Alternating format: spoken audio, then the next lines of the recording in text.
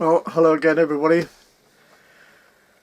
and it's late afternoon on Friday the 28th of August 2020, and I'm sitting in Gwendolyn having had 4.5 hours with the most amazing man.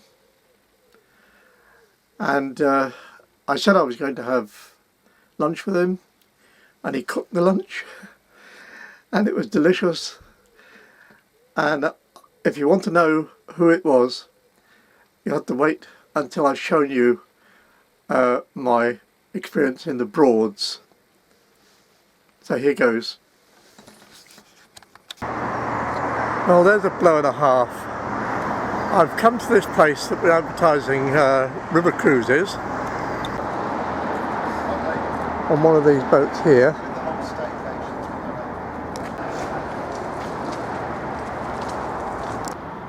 And there's plenty of them, and they're fully booked until this evening, and I've got no day boats available until the 1st of September. So I've come back to the van and I've cooked myself some breakfast, and that was in spite of the fact I got up at 6 o'clock this morning. I left the campsite at 7:30. I was here at 8 o'clock, but the trouble is, of course, they're restricted to the number of people they can get on the boat because of the social distancing. So I should just have to go and look for something else to do and see what else we can see. Well, that's just a small selection of the boats, day boats. There's about 100 down the other side, and it obviously gets very, very busy on the waters around here. And we're in Wroxham. This is the High Street.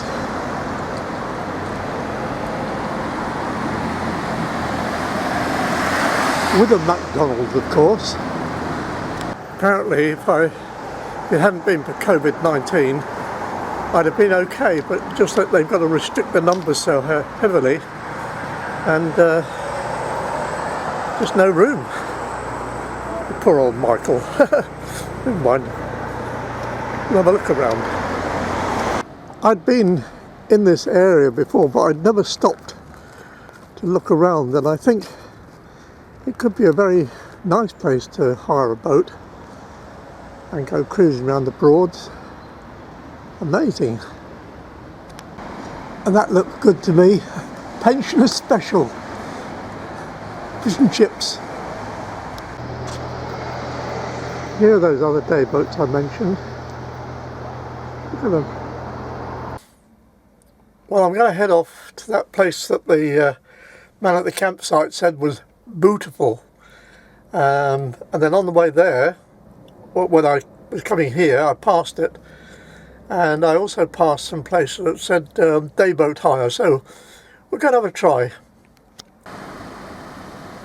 This is the little village of Horning. And you've got to get lucky sometime. I managed to park there. 30 minutes. And loads more boats.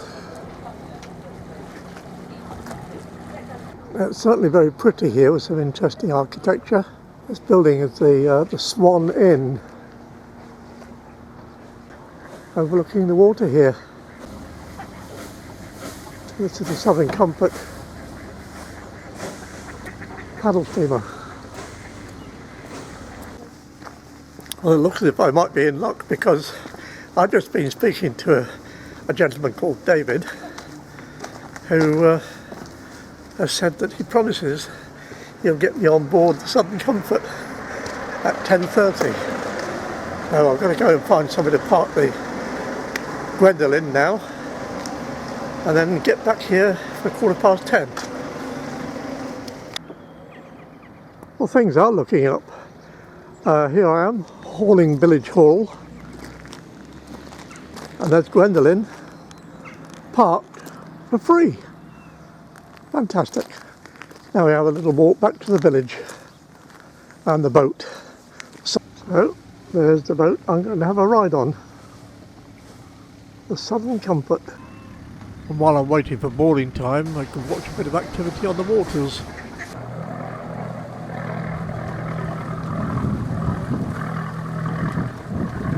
There's a map of the Broads and where they cruise, and we started from here, Horning. That's where I was earlier on, and I don't know whether it's going to be a 1.5 or a 2 hour cruise. We'll see.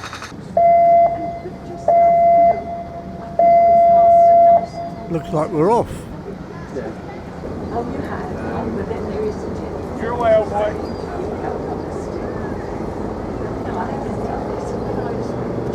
Right, now we're off the mooring. Once again, welcome on board, everyone. This will be about an hour and a half trip, give or take a few minutes. And for the first half of the trip, you may have to bear with me as I tell you a bit about the surrounding area, history of the Broads, some of the wildlife we may encounter. We can all have a good look at how the other half live in some very pricey properties. On the return journey, I'll just pass some background music and allow you to enjoy the scenery. All the rivers combined accumulate to about 125 miles of navigable waters.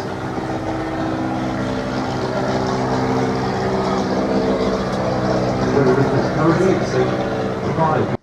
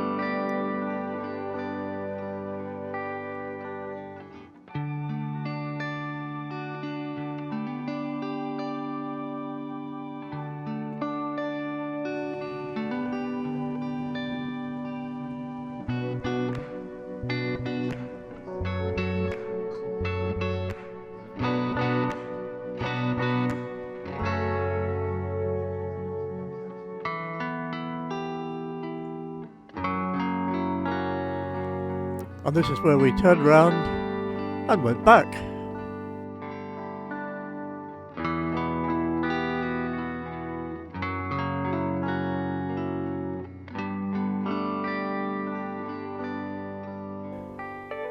In order to comply with the social distancing regulations, we were allocated a bay in which to sit, and we had to stay there unless we wanted to go to the toilet, which meant I couldn't move from one side of the boat to the other.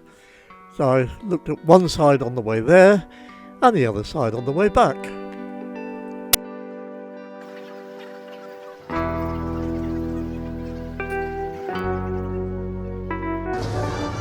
What do you want on a hot sunny day? An ice cream.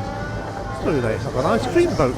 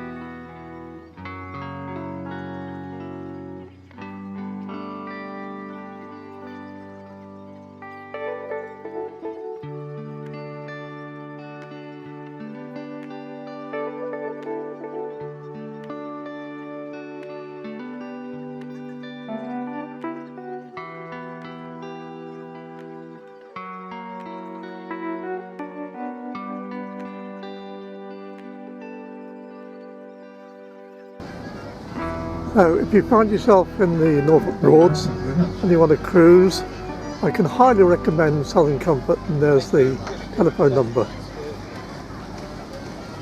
Interesting boat, immaculately clean, very interesting commentary and some beautiful scenery.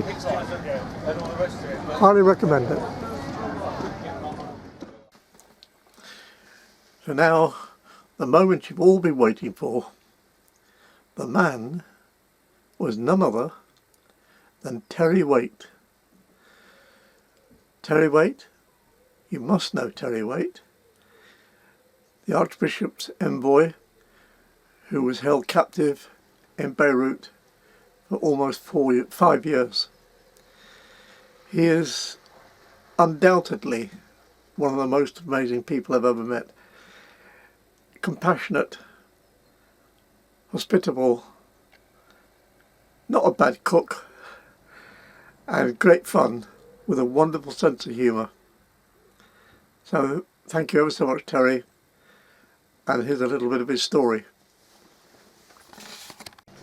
Well, Terry got on with the cooking whilst I browsed some of the photographs of famous people that he'd met and worked with and hosted. Well, there aren't very many places you could find a range of photographs like this. Famous people, people that he'd rescued or had released. Absolutely amazing, including George Bush and Pope John Paul, and a group that he rescued from Iran. And then lunch was ready, and Terry poured the wine. There we are. Oh, that looks really good. Oh, let me sit down. And here's a photograph that the public have never seen. Well, the story behind that picture is it was sent to me because during the years I was in captivity in Beirut, they were doing some work on the roof of Exeter Cathedral. And one of the stonemasons had the bright idea of doing a gargoyle of myself in chains. And I had no idea, of course, and someone told me about it afterwards. I went, when I was passing through Exeter, I just could glimpse it through binoculars. It's way up on the roof, and it's a picture that virtually nobody will ever see.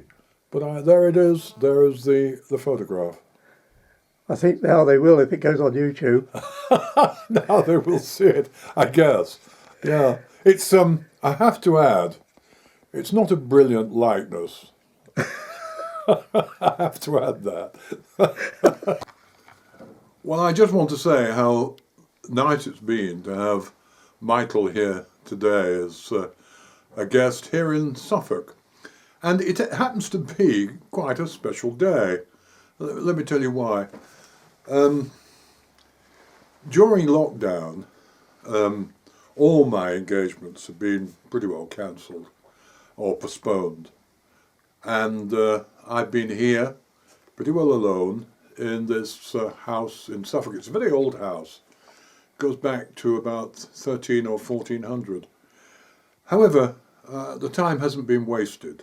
I've been spending time working alongside people with Hostage International, which I helped found some years ago, with the homeless and ex-prisoners and all that sort of thing.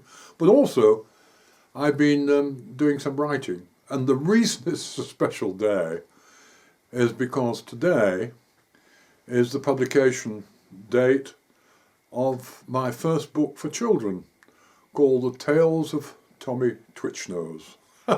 And I haven't even got a copy yet. It's just got into the warehouse today, so I'm told. And the other reason why I'm glad to be able to have this chat is because Michael being here, and of course Michael has done many blogs about canals and so on, and boats, and he's got a nautical background. When I was in captivity, I, of course, was spending time alone. I had no companionship for almost 5 years. I slept on the floor. I was chained to the wall for 23 hours and 50 minutes a day, often in a room with no natural light, and no, as I said, no companionship, no books, no papers, nothing. So I had to use my brain. The great thing to do when you're alone is to be able to keep your brain alive. Physical activity was virtually non-existent. And during that time, I began to write in my head. My first book, which was called Taken on Trust, was written in my head in those years. But I also used my imagination to travel.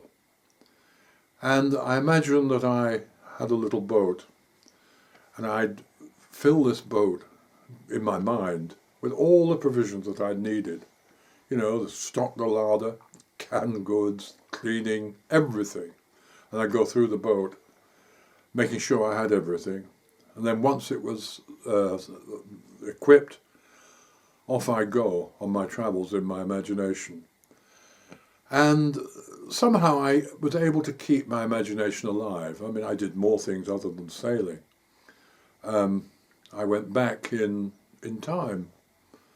One of the great difficulties about being alone is that you do tend to become introspective. It's inevitable. And anybody who's honest about introspection and looks into themselves fully can easily fall into depression, because you discover the two sides of character, the light and the dark.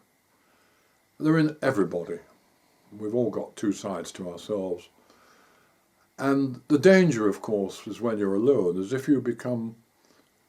when you do discover the dark side, you can become depressed, and you can fall into deeper and deeper depression. And in some cases that has led and can lead to mental instability. Part of the answer is to use a bit of common sense and to recognise that we're all made in the same way. We're all a complex mixture, and somehow work for that degree of inner harmony, to be more complete within, to learn to, well, put it very simply, to love yourself. You know, the old saying, love your neighbour as yourself. Easier said than done. And also, I found that by writing in my head, I was also enabling myself to grow into a greater degree of harmony. Good language, like good music, has the capacity to breathe harmony into the soul. And that's what I was seeking, that degree of inner harmony. Did I achieve it? Partially, yes. But I don't think one ever completely achieves that degree of harmony that we long for. It's a lifelong process, and it's a process that still goes on today. In a few moments, I'm going to take a break now, but in a few moments I'll just read you a couple of poems that I wrote, which express something of my thoughts and feelings during those years of isolation. Well, thank you very much, Terry. We'll come back and look forward to the reading. Well, I'm not going to make this video too long, otherwise people won't watch it. So I'm going to save Terry's readings of his own poems to a completely separate video, and I really, really hope that you will take the time to watch it and listen to him. He's a man of great compassion, he's highly intelligent, and his experiences have been beyond belief. The people that he's met, the people that he's saved, just a wonderful, wonderful man.